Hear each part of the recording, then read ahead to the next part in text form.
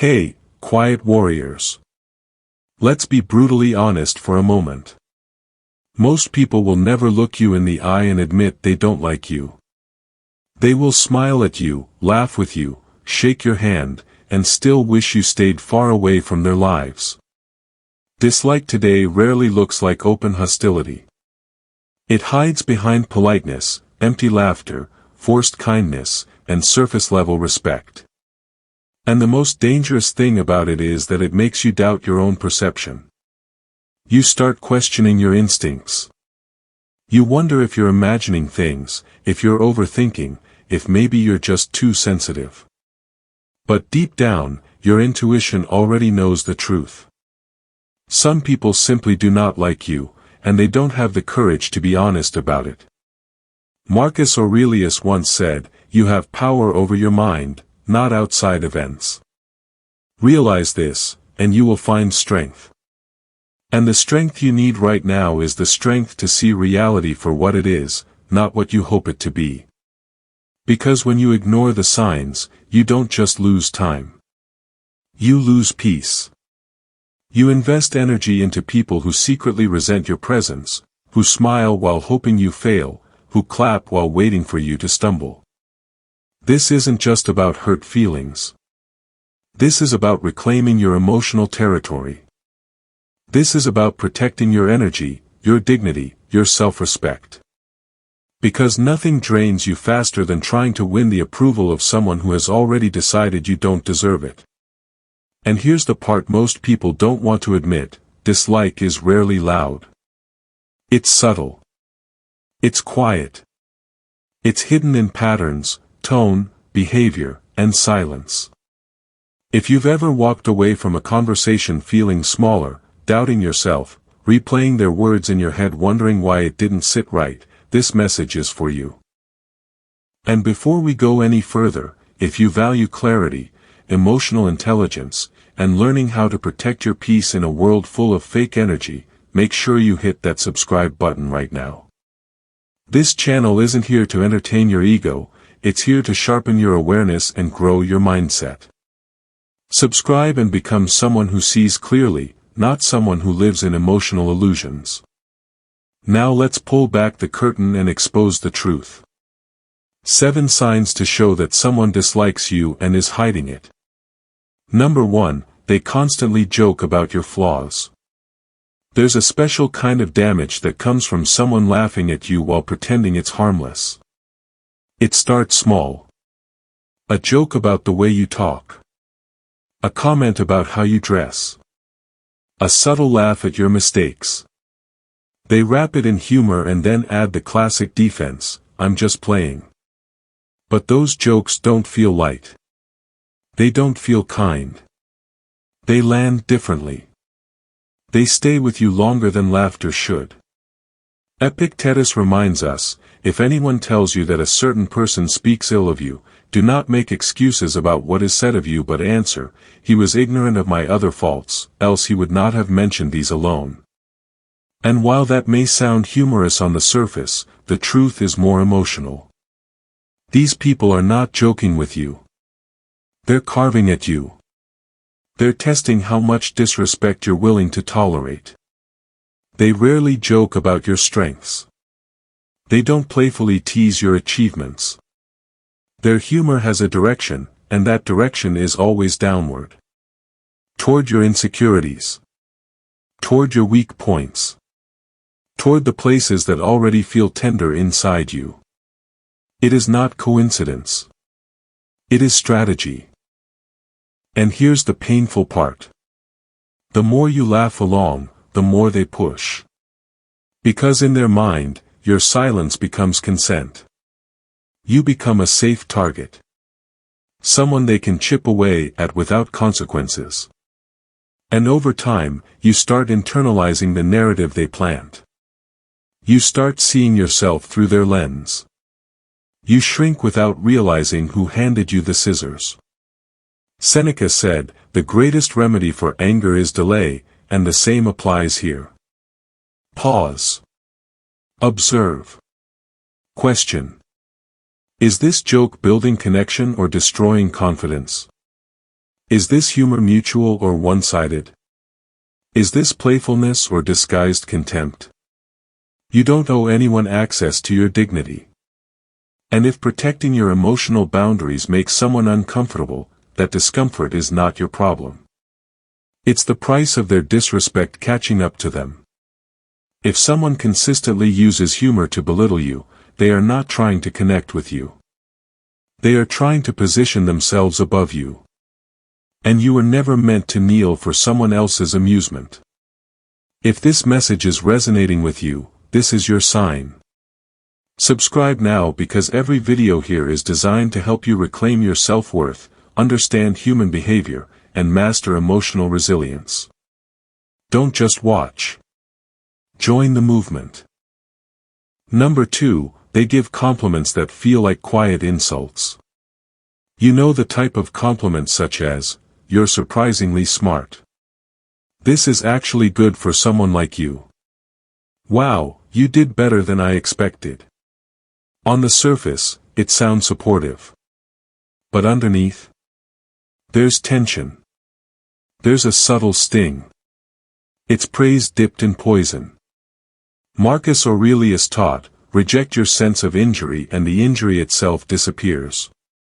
But it's hard to reject what's carefully disguised as kindness. These compliments are not meant to uplift you. They are meant to remind you of your supposed limitations.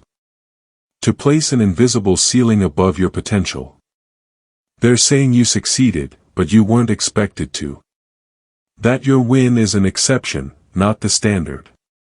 And over time, those words become a quiet storm in your mind. You begin to wonder if they're right.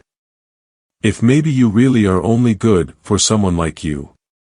But what makes it even more dangerous is the social pressure to accept it gratefully. You feel guilt for questioning it.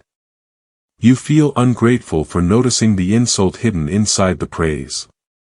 But understand this, genuine compliments don't make you feel small. They don't sting. They don't linger painfully in your mind. They empower. They affirm. They uplift. People who use backhanded compliments often feel threatened by your growth. Your potential unsettles them. Your progress exposes their stagnation. So instead of working on themselves, they pull you down just enough to feel taller. Epictetus once said, "No man is free who is not master of himself." And that mastery includes seeing through emotional manipulation. You are not obligated to digest verbal toxins just because they come wrapped in polite packaging. Question the tone, not just the words. Feel the vibration. Pay attention to how your energy shifts after interactions with them. That shift is information. That unease is data. Respect it.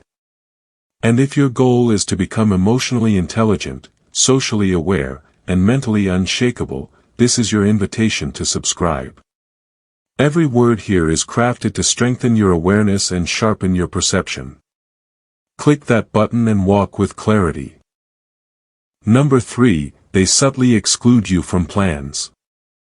Exclusion rarely arrives loudly. It arrives quietly, through silence. Group chats you weren't added to. Events you found out about after. Inside jokes you never heard before. And every time you ask, there's an excuse. It was last minute. We thought you were busy. We didn't think you'd be interested. But the truth is simple. If they wanted you there, you'd be there. Seneca reminds us, "He who is brave is free." And bravery in this context means accepting the reality instead of romanticizing excuses. People include who they value. They remember who matters. They create space for those they care about. When someone repeatedly forgets you, it stops being forgetfulness and becomes a pattern. Patterns are messages. And the message is this: you are not central to their world. This kind of exclusion is emotionally violent because it makes you feel optional. Replaceable. Like a background character in a story you thought you played a leading role in. And the longer you pretend it doesn't hurt, the deeper the wound gets. Sometimes the most painful thing isn't rejection, it's slow erasure. The quiet realization that your presence is not missed. And while that truth hurts, it also liberates. Because it gives you the power to stop forcing a space you were never meant to squeeze into. Surround yourself with people who say your name in rooms you're not in. With people who think of you spontaneously. With people who notice your absence. Because where you are not celebrated, you are tolerated. And tolerance is not love, not respect, not loyalty. If you're ready to stop begging for inclusion and start attracting genuine connection, make sure you subscribe. This is where your emotional awakening begins. Number 4, they are always busy, but only when it's you. We live in a busy world, yes. But we also live in a world where people make time for what they prioritize. When someone constantly cancels on you, postpones plans, delays responses, and yet somehow always has time for others, the message is not subtle. It's calculated. They're not busy, they're just choosing not to invest. Marcus Aurelius said, "Waste no more time arguing what a good man should be. Be one." And the same applies to relationships. Waste no more time forcing connection with someone who treats you like an obligation instead of a choice.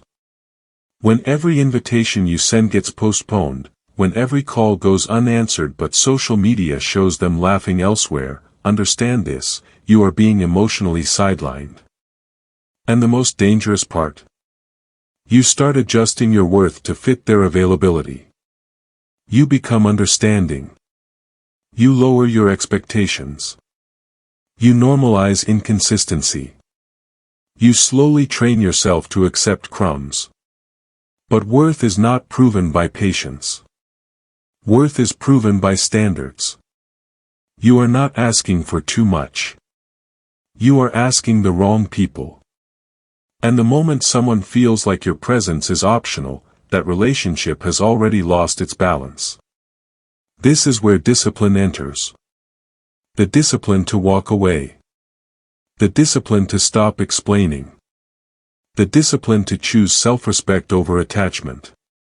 If you want to learn how to stop chasing and start attracting, how to stop explaining and start commanding, hit that subscribe button now. This channel exists to build strength, not dependency. And remember this above everything else, the people who truly care for you will never make you beg for their time. They will make room for you without excuses, without drama, and without delay. Number 5, they avoid physical contact as if your presence repels them. Human beings are wired for connection. A handshake, a light tap on the shoulder, a warm hug, a gentle nudge during laughter, these gestures are natural indicators of comfort and trust. So when someone consistently pulls away from even the most basic form of touch, it is not random. It is communication without words. You extend a hand and they hesitate. You lean in naturally and they step back. You notice their posture shifting whenever you're close. They hug everyone else freely, yet remain stiff and distant around you. That isn't coincidence. That is discomfort wrapped in politeness. Seneca once said, "Wherever there is a human being, there is an opportunity for kindness." And physical ease is one of the subtlest forms of that kindness. When it is selectively withheld, it speaks volumes about their emotional stance toward you. Now, it's important to acknowledge that not everyone is physically expressive. Some people are naturally guarded. But the key distinction is this: if they are warm and tactile with others, yet distant only with you, the message is intentional. They are creating space. Emotional and physical distance. This creates an invisible wall, and walls aren't built for connection. They are built for separation. And what hurts the most is how confusing it feels. You begin to wonder if you're somehow too much. too close, too intense, too unwanted. But the truth is, their reaction is not a measurement of your value. It is a reflection of their emotional resistance. Marcus Aurelius reminds us, the soul becomes dyed with the color of its thoughts. Someone who feels uneasy around you is guided by thoughts that are closed, judgmental, or uncomfortable. That does not define who you are. When someone refuses closeness, refuses warmth, refuses involuntary connection, they are emotionally detached from you. There is no safety in one-sided closeness. There is no stability where one person retreats every time the other approaches. And here is your wake-up call. Stop forcing connection where discomfort lives. Stop interpreting distance as a challenge to prove your worth. You were never meant to convince someone to accept you. If you want to learn how to read unspoken emotional signals and protect your inner peace, subscribe now. This space exists to sharpen your instincts and empower your awareness. Don't just listen, commit to your growth. Number 6, they vanish when you need support the most. Nothing exposes character more clearly than adversity. When life tightens its grip on your chest and the walls start closing in, the people who remain reveal everything. And the ones who disappear, they reveal even more. You needed them. Not for entertainment. Not for gossip. Not for laughter. But for strength. For empathy. For presence. And when you reached out with vulnerability, their silence echoed louder than any insult ever could. Epictetus stated, "Difficulties show what men are." And when someone evades you during your storm, they are not simply busy. They are unwilling. They are avoiding emotional responsibility.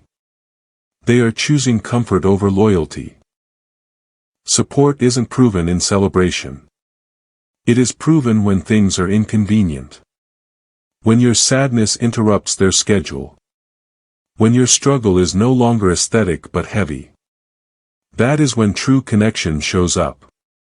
But those who dislike you, they find excuses. They minimize your pain. They promise to check in later, then disappear. They reappear only when the storm passes, smiling as if they didn't abandon you while the sky was falling. And that betrayal cuts deep. Because you don't just lose presence, you lose trust. You lose safety. You lose certainty. Seneca said, "A friend is someone who knows your faults and still loves you. But someone who disappears during your hardship doesn't even know your heart. They know your convenience." Use this moment as a filter. Let it refine your circle. Not everyone deserves a front row seat in your life. Not everyone has earned proximity to your vulnerability. The people who showed up, who texted, who checked in, who stood beside you when you were weak, those are your true anchors. Invest there. Protect that loyalty. Cherish that energy. And if you want to learn how to identify authentic connection and build unbreakable emotional resilience, subscribe now. Every lesson here is designed to help you build a life guarded by wisdom, not wounded by illusion. Number 7, they speak about you behind your back. There is a unique pain that comes from discovering your name carried through rooms you never entered. Being dissected by mouths that smile in front of you. Having your vulnerabilities turned into casual conversation.